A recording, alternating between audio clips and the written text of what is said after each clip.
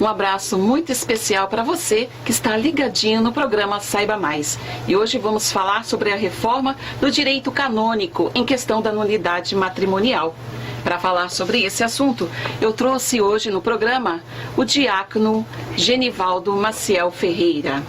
Genivaldo, quero agradecer por ter aceito o nosso convite e de estar aqui conosco no programa Saiba Mais para estar falando desse assunto que está aí, que o Papa colocou desde do ano passado, essa reforma, né, do direito canônico. Mas antes de mais nada, eu gostaria que você se apresentasse. Eu agradeço a Sandra pela oportunidade de poder estar aqui com você, falando a respeito desse assunto que é de interesse de toda a comunidade, de todos aqueles que estão casados e por algum motivo têm dúvidas com relação a esse assunto, não é? Meu nome é Genivaldo Maciel Ferreira, sou diácono aqui da Diocese de Santos e atualmente nós estamos trabalhando, ajudando aqui na paróquia São Francisco de Assis, de Cubatão. Certo. E eu queria que você me falasse um pouco dessa reforma que o Papa está fazendo, já fez, não é? Sobre a nulidade, essa reforma sobre a nulidade matrimonial.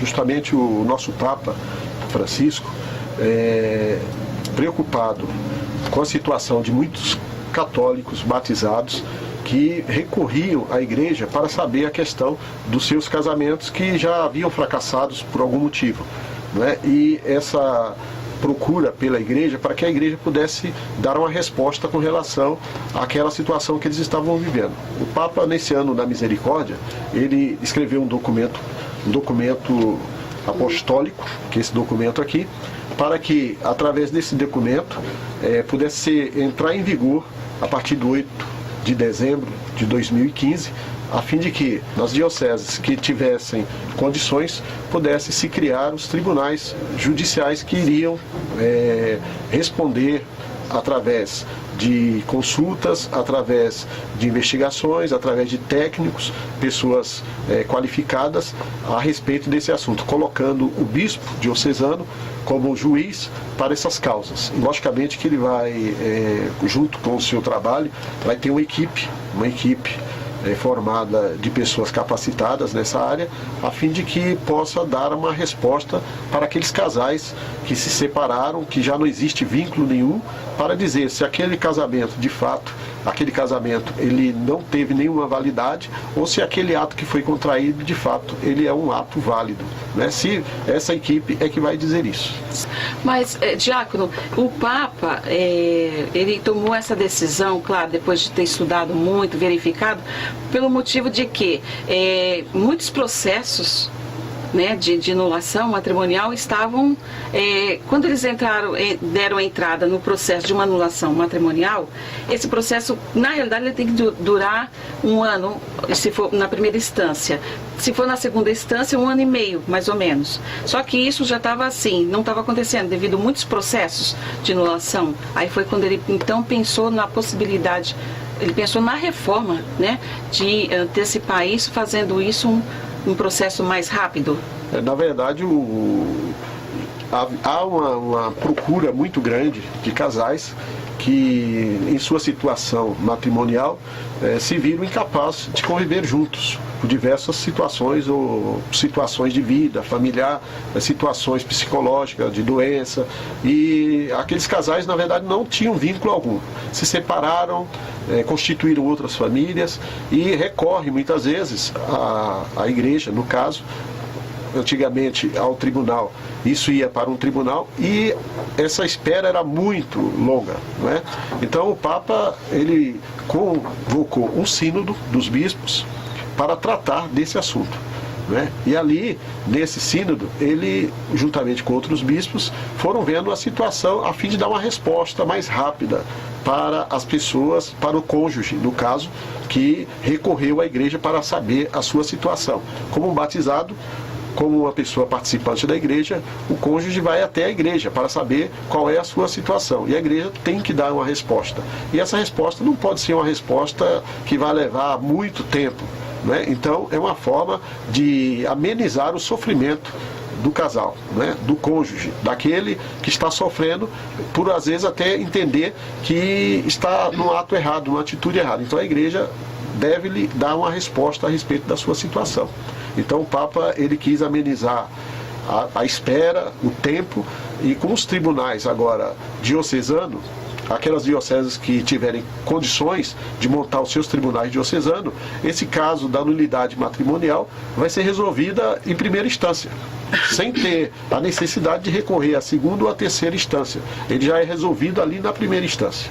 Um processo de nulidade resolvido na primeira instância, então, no caso, o bispo, ele pode já dar por encerrado esse processo. Justamente, quem vai dar o parecer final é o bispo, né?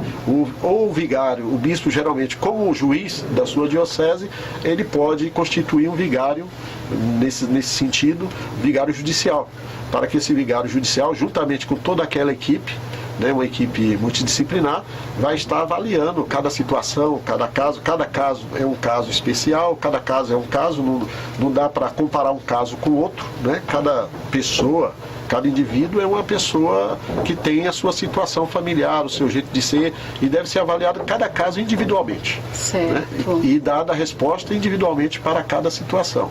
Então, na diocese que tiver condições para se montar o tribunal eclesiástico, essa diocese deverá montar o seu tribunal eclesiástico, e o próprio bispo é que vai ser o juiz, né, da sua própria diocese. Ele, como juiz, ele vai estar dando a resposta aí daquela situação, depois de ter sido feito todos os processos, né, todas as investigações, as escutas, vai haver o parecer. Então, não é necessário recorrer nem à segunda e nem à terceira instância. Se a pessoa não estiver satisfeita, obviamente que ela pode recorrer. Mas a sua resposta para aquela situação já vai ser dada na primeira instância. Na primeira instância. Na primeira instância. O Tribunal Eclesiástico, você falou da equipe, né? Ela é formada, quais são os componentes? Olha, pelo menos tem que ter o vigário judicial, vai ter que ter o juiz é o bispo, ele pode estar delegando para o vigário judicial estar fazendo todos os trâmites, mas tem que ter pessoas formadas em direito canônico, né? Pelo menos 3 que vão estar fazendo papel, que são juízes, já são doutores em direito canônicos, vão estar fazendo essa parte. Tem que ter um defensor do vínculo, que a gente chama, o nome é defensor do vínculo, que vai verificar se realmente ali, naquele casamento, houve vínculo ou não, né? Porque se houve vínculo, se for constatado que houve vínculo, então aquele casamento, de fato, né, não tem por que dizer que aquele casamento não foi válido, não é? Ou aquele casamento não existiu. Então tem o defensor do vínculo, tem aí o advogado, e tem os técnicos, que são os psicólogos, consultar, no caso, psiquiatra, porque às vezes pode ter alguma comorbidade que não se sabe, né, que entrou ali naquele relacionamento sem que os cônjuges tivessem conhecimento. Então são essa equipe, né? Pelo menos aí umas 8 pessoas trabalhando em função disso. Uhum. Nós estamos falando da reforma, não é? Mas deixando um pouquinho a reforma do direito canônico um pouquinho de lado, mas falando agora assim, da nulidade matrimonial. O que é realmente, porque muitas pessoas não sabem o que é uma nulidade matrimonial. Às vezes o casal se encontra em situações difíceis, às vezes moram juntos, mas não são mais casados, ou não moram juntos, são separados e se sacrificam a sua própria vida porque não sabe como é esse processo de uma nulidade. O que é uma nulidade matrimonial, diácono, e como que pode ser procedido para quem se encontra numa situação assim? É importante essa pergunta, e acho que é o que todo mundo gostaria de saber de fato, né? Mas eu devo me basear um pouquinho aqui no documento, para a gente não falar aquilo que a gente quer, né? O documento vai mostrar alguns fatores que a gente pode aí estar considerando, pensando, por que aquele casamento, de fato, aquele casamento nunca existiu. né? A igreja não está anulando aquilo que é válido. Ela está dizendo que aquele casamento, de fato, ele nunca existiu. Ele não houve, Um de sacramento, fato. Não né? houve um sacramento ali. Então, né, a igreja não vai anular o sacramento que é válido. Ela só vai estar dizendo que aquilo ali, aquelas duas pessoas que contraíram ali o matrimônio, aquele casamento, de fato, ele nunca existiu. Nunca houve vínculo naquele casamento. E aí a igreja vai nos colocar, e o Papa ele vai pegar aí o direito canônico, e ele vai começar a trabalhar isso a partir de algumas mudanças, né, que é muito importante. Primeiro vai se pensar aí se de fato a falta de fé, que pode gerar a simulação do consentimento. Então a pessoa pode entrar no matrimônio, né? A gente sabe muito bem, isso acontece muito, né? Dizendo que faz parte daquela religião, que quer participar daquela, que aceita aquele matrimônio como um sacramento indissolúvel, sendo que na sua visão real ele não aceita nada disso, né? Então ele está simulando algo que ele não tem, que ele não possui, né? Um erro capaz de determinar a vontade, né? A brevidade da convivência conjugal, um aborto, né? Procurado para evitar a procriação. Quando se casa, a pessoa, a tendência de duas pessoas é querer ter filhos, geralmente, né? As pessoas querem ter filho e se casa para ter filho. E aí uma parte pode estar cometendo abortos para não ter os filhos. Ou também pode acontecer na fase de namoro, de noivado, se falarem em família, em crescer, ter filhos, e quando já casados, já não querem, ou um ou outro não quer mais ter filhos, isso também pode criar uma situação de anulação. Sim, pode criar, porque a pessoa ela esconde de fato o seu desejo, né? O desejo dela não é procriar e nem ter filho, o desejo dela é não ter filho. Então ela acaba frustrando o desejo da outra, né? Então ela esconde, ela omite isso da outra pessoa, né? A permanência no relacionamento conjugal fora do seu casamento, né? Então permanece no outro relacionamento e depois casa e continua no outro relacionamento, sem que a outra pessoa saiba. A pessoa descobre e tudo, mas essa pessoa permanece na mesma situação, sem querer nenhum tipo de mudança. Isso é um motivo para uma anulação. Obviamente, né? A ocultação dolosa de uma esterilidade, né? A pessoa é estéril, vai para um casamento estéril, a pessoa não sabe, o outro não sabe daquela esterilidade. E a pessoa não fala, só vai ter conhecimento depois de casado, muito tempo depois, né? Então também pode-se haver aí, se recorrer. A ocultação dolosa de uma doença grave, contagiosa, né? A pessoa tem uma doença grave, contagiosa, entra num relacionamento a dois e aquela pessoa também não tem conhecimento algum que ela tem aquela situação de doença, né? A ocultação dolosa de filhos que são nascidos de união precedente. A pessoa tem família lá, já tem filhos, tem tudo, e a pessoa está contraindo matrimônio e a pessoa não tem o menor conhecimento disso. Não é? Então todos esses fatos que são ocultados pode-se gerar aí para dizer, olha, esse casamento não houve vínculo, não houve honestidade, não houve desejo de realmente contrair, de ser família, né? Então tudo isso aí a gente vai pensando e vai estudando todos esses casos. Na ocultação dolosa de ter sofrido até mesmo pena de prisão. Pessoa que foi presidiário, né, vivia uma vida errada lá atrás e que nunca divulgou, nunca comentou isso. Isso dá uma anulação? São vários fatores, né? Certo. Mas se inicia por aí, né? Também, né? Pessoas que estiveram nessa situação e a outra não está sabendo. Ela é enganada o tempo todo. Você imagina uma pessoa que entra no relacionamento fingindo ser uma coisa, mas o seu passado está totalmente oculto. O que acontece hoje na nossa sociedade que a gente vive é mais ou menos assim. A gente vê muito isso em filmes, em TV, em novela, e às vezes a pessoa quer trazer isso para a vida real. Só que não funciona. Eu não quero saber da sua vida passada. Nós vamos começar daqui para frente. Isso não funciona. Você tem que conhecer com quem você está se relacionando. E os antecedentes. Não é? Você tem que saber quem é que você está relacionando naquele momento, para você não se frustrar lá na frente. Então você precisa conhecer a pessoa que você está se relacionando, conhecer a sua esposa, conhecer o seu esposo e aquela pessoa que você... Por isso há um tempo de conhecimento, que é tempo de namoro, tempo de noivado, para quando você chegar no casamento, você já tem aquele conhecimento de quem foi aquela pessoa, como viveu, como a família daquela pessoa, para que não haja coisas que você vai trazer para o seu casamento sem que o outro não saiba, né? Está totalmente ignorante, alheio E aí vem se surpreender, não é? vai se surpreender, vai ficar escandalizado. Mas como eu não sabia que você fez tudo isso? Você não me E não sabia por quê, né? Porque não houve uma conversa. Quer dizer, é preciso haver um conhecimento da pessoa com quem a pessoa se decide partilhar toda a sua vida. Não pode ser um relacionamento onde as pessoas não se conhecem, são dois estranhos.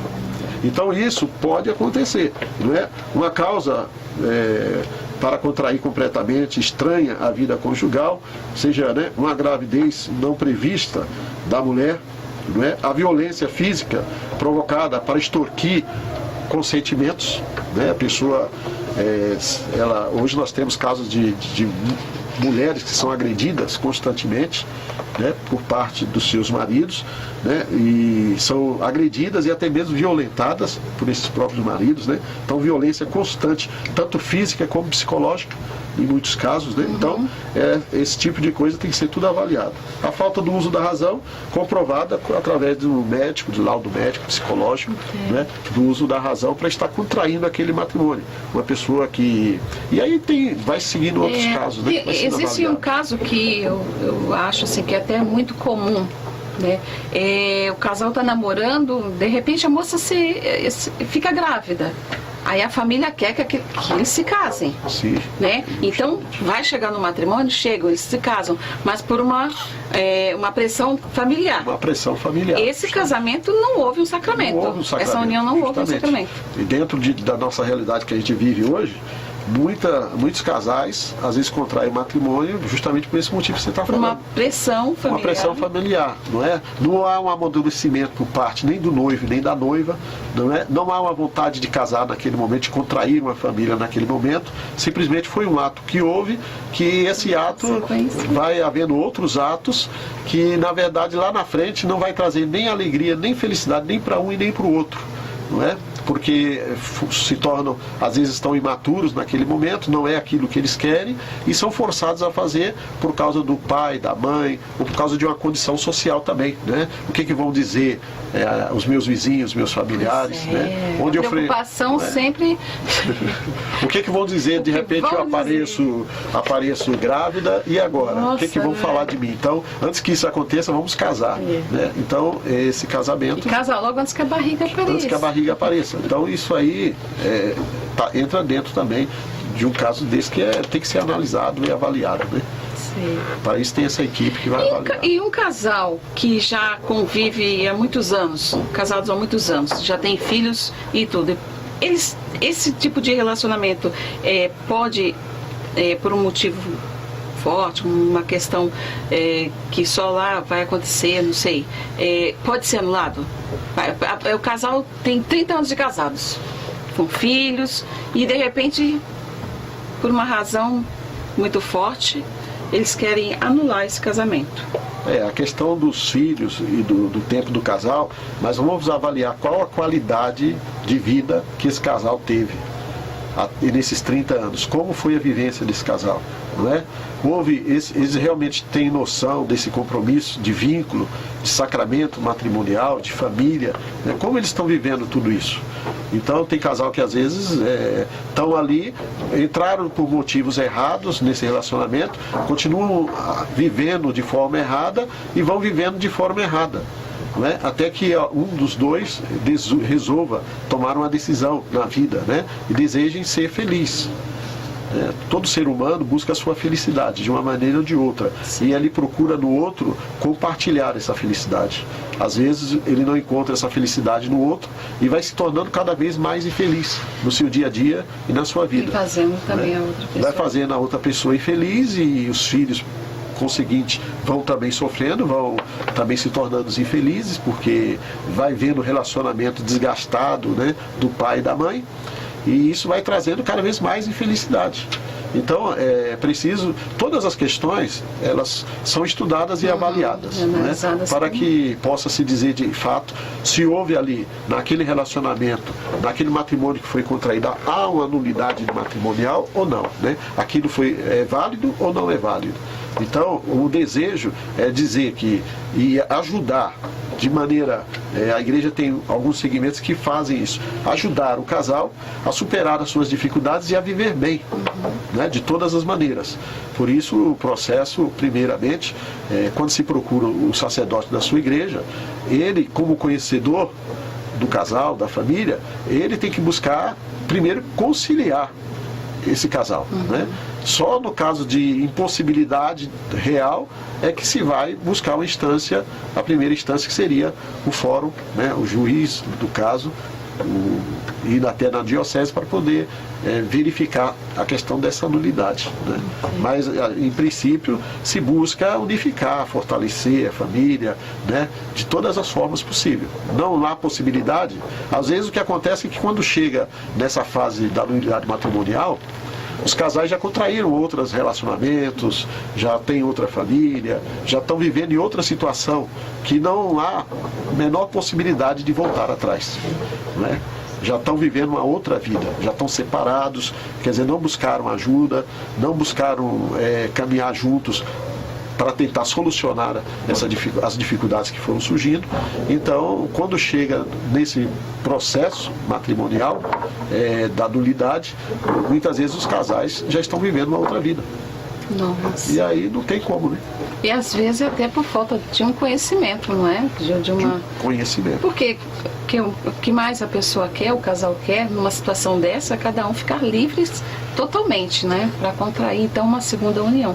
E no sentido dos processos de nulidade, eu acho que vale a pena falar que eles são tratados com muita seriedade, não é? Sim, porque como você disse, cada caso é um caso analisado com muita seriedade. Muita seriedade, porque não se pode, ninguém está querendo anular o sacramento válido, né? O que vai se falar é que aquela situação, aquele casamento, aquilo nunca existiu de fato. Não é? Nunca existiu de fato. Não houve nenhum vínculo ali naquele casamento. Imaginem vocês numa situação, uma pessoa, por exemplo, que vai contrair um matrimônio. Os dois, né? Um dos dois chega totalmente embriagado no momento de fazer ali a sua promessa de fidelidade, de amor, de marcar o seu compromisso, fazer a sua aliança ali naquele momento, está totalmente embriagado, né? Esse casamento lá na frente vai ser considerado como, né? Uma pessoa que vai ali coagido pela família, não, você tem que casar, não é? Você tem que casar. Um absurdo, não é? Então, como é que esse casamento vai ser dito que houve de fato ali um vínculo, se não há um consentimento dos dois, né? Um estava embriagado, não sabia nem o que estava fazendo. O outro foi, o pai ou a mãe ou alguém estava obrigando ele a ir casar naquele momento, que ele tem que casar, que se não casar, até sob ameaça. Então ali não tem como dizer que aquele casamento... Houve um sacramento. É aí onde pode-se dizer que esse daí não houve e realmente deve ser nulo mesmo. Deve ser nulado. Então, para isso existe aí essa equipe que vai estar acolhendo o libelo, que a gente chama, que é o processo, ali contendo no processo, no libelo, as informações necessárias para que se comece aí a averiguar essa situação. Quem vai dizer, ao receber esse libelo, se tem condições de ir para frente e se ali vai ser um trabalho de breve ou não, vai ser o vigário judicial, não é? Ele que vai fazer essa avaliação para poder mandar para as outras instâncias, né, dentro do tribunal eclesiástico. Então ele vai avaliar aquela situação para dizer, olha, aqui, se houver o consentimento dos dois, a coisa vai andar mais rápido, né, obviamente. Tanto um cônjuge quanto do outro, se eles concordarem... De comum acordo, se estiver tudo de comum acordo... Comum acordo, o processo vai andar mais rápido. É um processo breve, chamado processo breve, né? Que vai caminhar muito mais rápido. Entendi. Avaliando assim a vida dos dois, né? Dentro daquele dos procedimentos. Tem uns que já, muitas vezes, a pessoa já está vivendo uma outra situação, já contraiu um matrimônio civil, por exemplo, já se separou, já contraiu outro matrimônio civil, está ali, tem um impedimento dentro da igreja porque ela separou lá fora, né? Agora dentro da igreja ela contraiu o matrimônio, ela não resolveu a sua situação dentro da igreja. Então vai até a igreja e a igreja deve dar uma resposta para ela e dizer se aquele sacramento que ela recebeu, se aquele momento, todas aquelas promessas, aquilo ali existiu de fato ou não. Entendo. O que a igreja vai fazer vai dizer eles nunca, isso nunca existiu. Nunca houve um casamento, o sacramento não foi consumado. Não houve um vínculo, né? Um vínculo desse casal. Não houve um vínculo por esta questão, motivo e tal, né? Entendi. Agora, o casal, como você disse agora, já estão separados, não entrou num processo, não foi à igreja para procurar regularizar a sua situação e contraiu uma segunda união. Para a igreja, essa pessoa ela está em pecado. Cada pessoa, cada indivíduo é um. Então, o que se recomenda é que essa pessoa procure o seu sacerdote, converse com ele e passe a sua situação para ele, não é? Nós temos que lembrar que nós estamos vivendo, principalmente esse ano agora, 2016, é o ano da misericórdia. E o Papa, quando ele coloca, ele está visando a misericórdia de Deus, em dar à pessoa a possibilidade dela continuar a sua vida, não interromper a sua vida.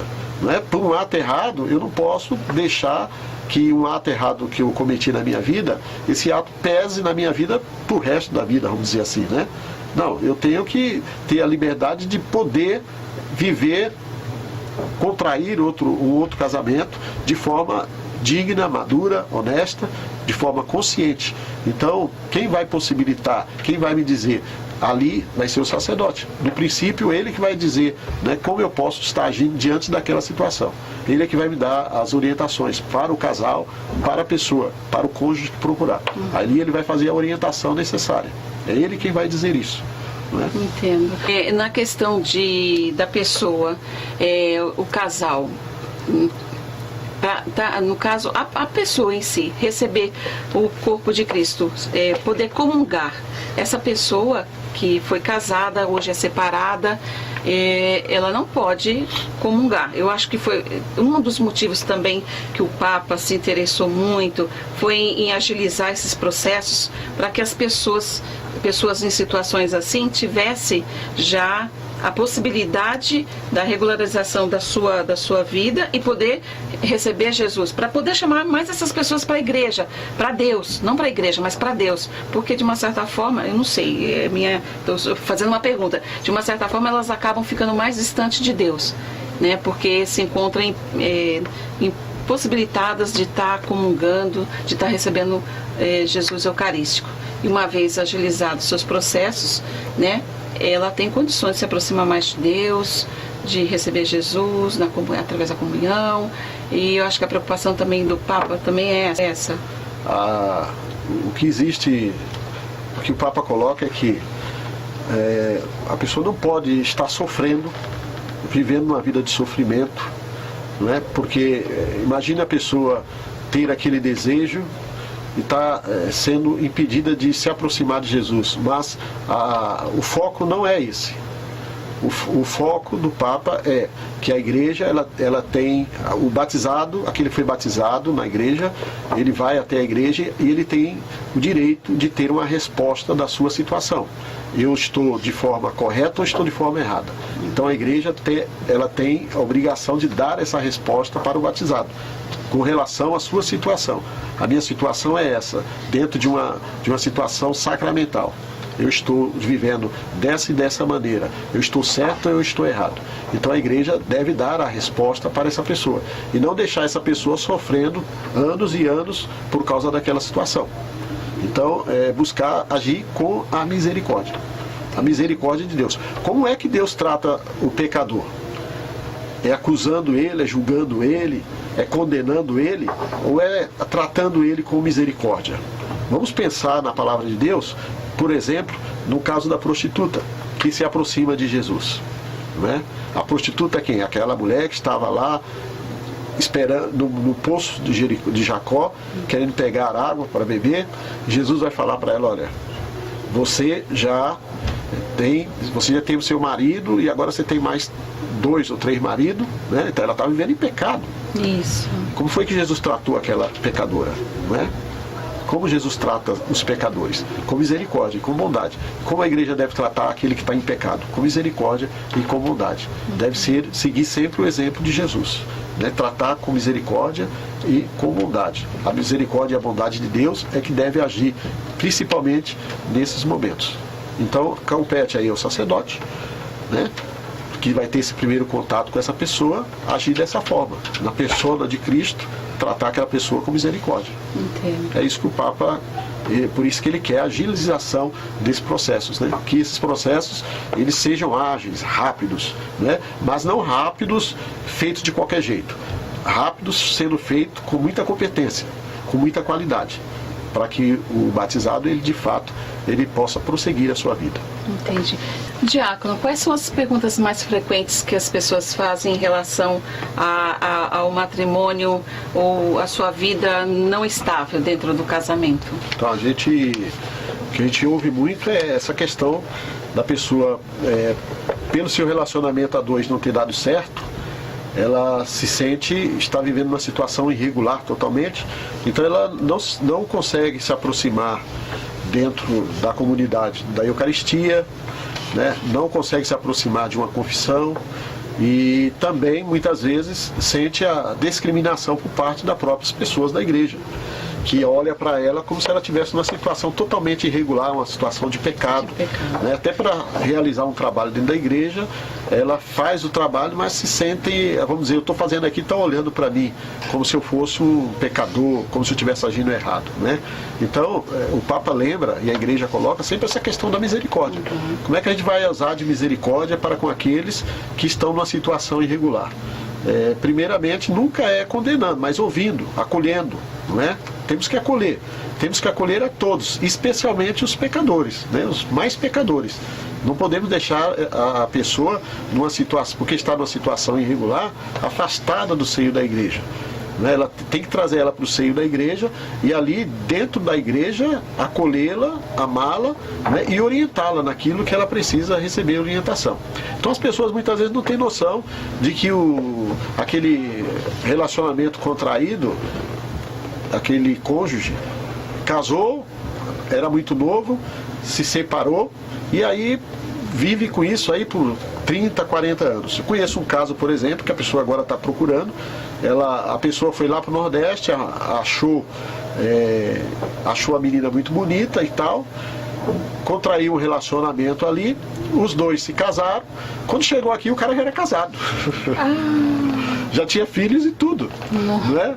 Aí a pessoa descobriu toda aquela situação, também já estava grávida, também teve filho. Né? Então, quer dizer, uma situação dessa é uma situação totalmente irregular. Uma situação irregular. Ele não estava casado na igreja, mas estava casado civilmente. Casou lá, então já tinha família aqui e tudo, trouxe ela para cá, sendo que ele tinha outra família aqui. Nossa, já tinha uma família, duas famílias. Quando a pessoa descobriu, obviamente, ela foi buscar se separar, mas ela não sabia como buscar na igreja. Né? Como fazer. E agora a parte da igreja, como eu vou buscar aí os meus direitos, como é que eu vou fazer? Que a parte civil, né, é o divórcio, né? A parte civil é o divórcio, e a parte religiosa. Então essa pessoa, tendo conhecimento do que fazer, obviamente, ela vai procurar, diante da igreja, solucionar a sua situação, que até então está irregular. Não é? E aí como é que ela vai se colocar diante da igreja, diante das pessoas que a conhecem? Não é? Então, qual tem que ser o procedimento de quem está lá dentro da igreja? Acolher, amar e orientar. Né? E a igreja já acolhe, né? Acolhe, tem esse trabalho já dentro das igrejas? Tem o trabalho de acolhimento, pastoral. Tem o trabalho de orientação, em muitos casos a igreja orienta, né? E buscando o sacerdote, obviamente falando do seu assunto, da sua situação, o sacerdote é a pessoa mais preparada para orientar e indicar os caminhos que a pessoa deve tomar, não é isso? E aí indicar até alguns grupos que às vezes trabalham especificamente, diretamente só com isso, né? Com pessoas que estão enfrentando alguma dificuldade ou têm algum problema na sua vida conjugal. Então o sacerdote é o melhor indicado para poder acolher essa pessoa e dar aí as suas indicações, né? Suas orientações. Como também eu sei que existe pastorais para a segunda união, né? A igreja já tem essa pastoral, não é? Da segunda união, justamente pensando, né? Em acolher e que essa pessoa possa, dentro da igreja, estar fazendo os trabalhos, muitas coisas ela pode fazer dentro da igreja, não é? Ela pode realizar muitos trabalhos dentro da igreja. Se sentir participante da igreja, né? Não está ali como uma pessoa que não participa da igreja. Então, esses grupos que existem, de fato, é para trabalhar essas questões, né? Para estar trabalhando junto com essas pessoas essas questões de segunda união, né? Que já contraíram, já tem outra pessoa, já tem outra vida, às vezes já tem ter filhos, ou a outra parte também já contraíram, já tem outra pessoa, já tem filhos, já tem uma outra vida totalmente, né?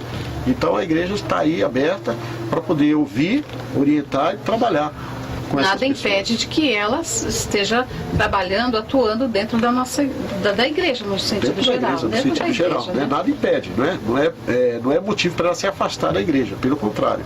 Né? Então, levando ao sacerdote, ele vai fazer as orientações e se houver o desejo da pessoa e se for visto que dentro daquele primeiro relacionamento que aconteceu, de fato, ali não havia nenhum vínculo, não houve um vínculo, de fato, não houve um desejo de fazer aquilo que, quando a pessoa casa, ela quer fazer.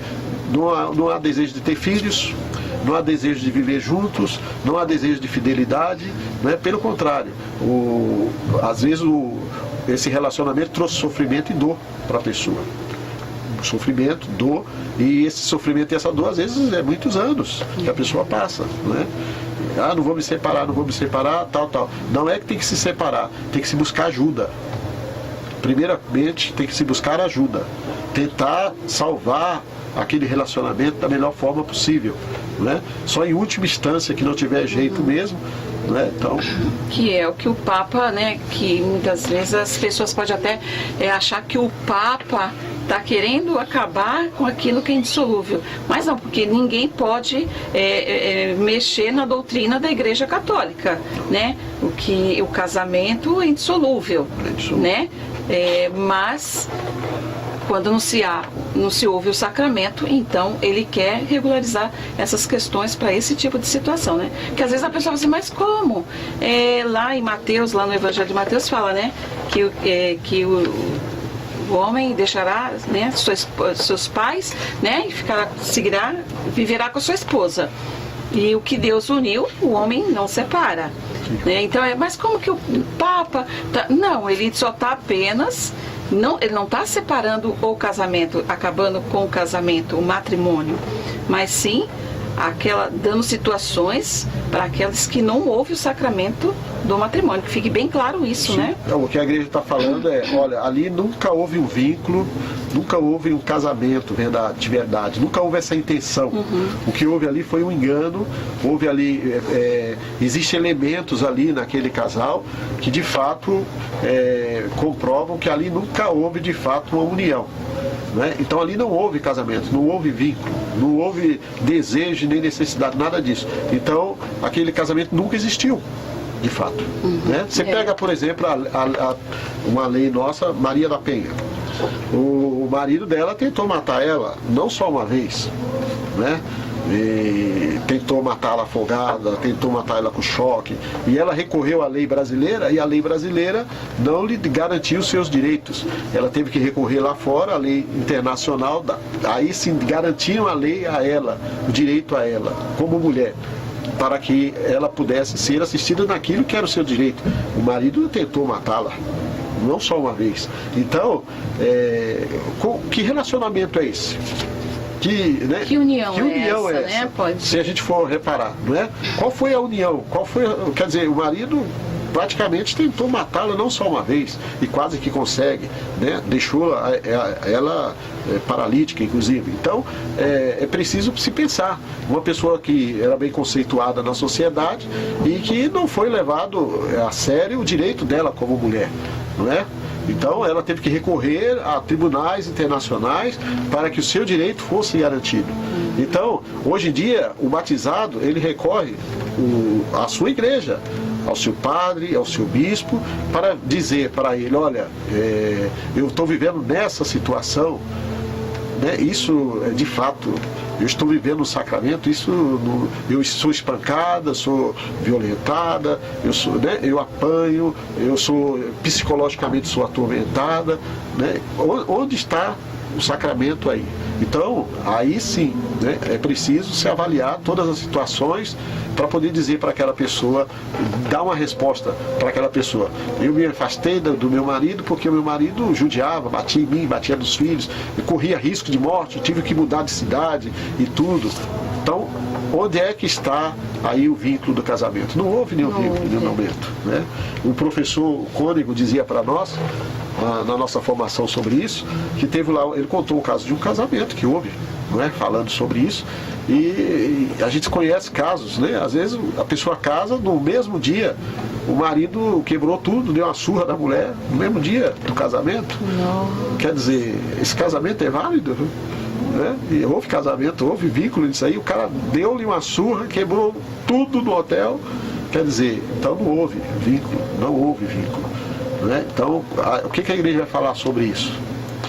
Agora essa pessoa ela vai viver como casada com aquela pessoa, longe dela, porque não vai mais estar junto nunca mais, não vão nem se ver mais, com certeza.